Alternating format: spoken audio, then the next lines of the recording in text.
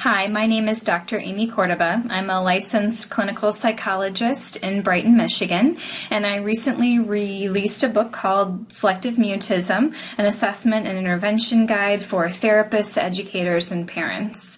I wrote this book really out of frustration, to be honest.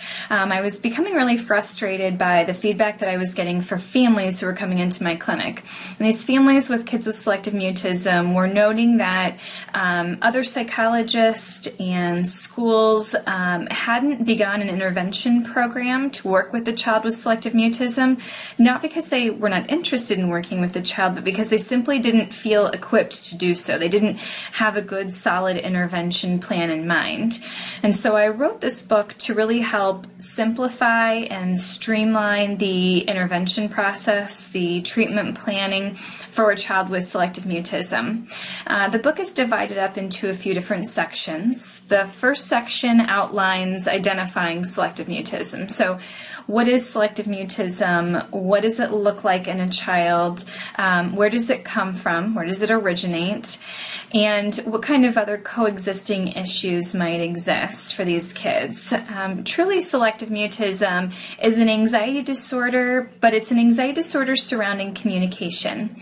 So most kids with selective mutism have great difficulty or complete inability to speak in public situations. This might include things like ordering at restaurants, speaking to novel adults in public settings, talking to peers, speaking to adults in school, like answering their teacher. And this can greatly impact kids' social development, their emotional development, as well as their academic attainment, because you can imagine how much not speaking would really get in the way of being successful in the school setting. The second portion of the book is about validly assessing a child with selective mutism. Not only how to assess and determine the diagnosis of selective mutism, but also how to rule out other similar conditions or rule in other pre-existing conditions that might go along with selective mutism. The next part of the book is about the treatment. So how do you effectively treat a child with selective mutism?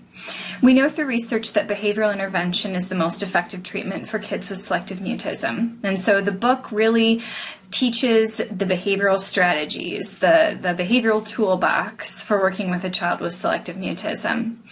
And then the final section is about what the school can do to help assist in the intervention plan. So not only writing special education plans and accommodation plans for children with selective mutism, but also what the intervention would look like within the school setting.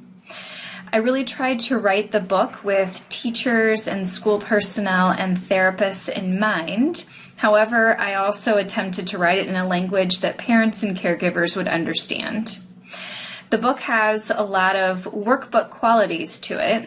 I made an effort to put in information that the reader can fill out as you go along, so that hopefully by the time that you finish the book, you'll have a really good treatment plan in mind for the kids that you're working with.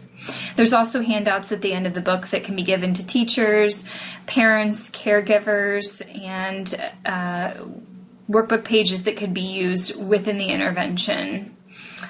I really appreciate all of you watching the video and considering purchasing the book. I think it would be a great addition to the library of any school personnel, psychologist, therapist, speech-language pathologist, anybody who might come into contact with a child with selective mutism, so that when that day comes, you'll know exactly what to do.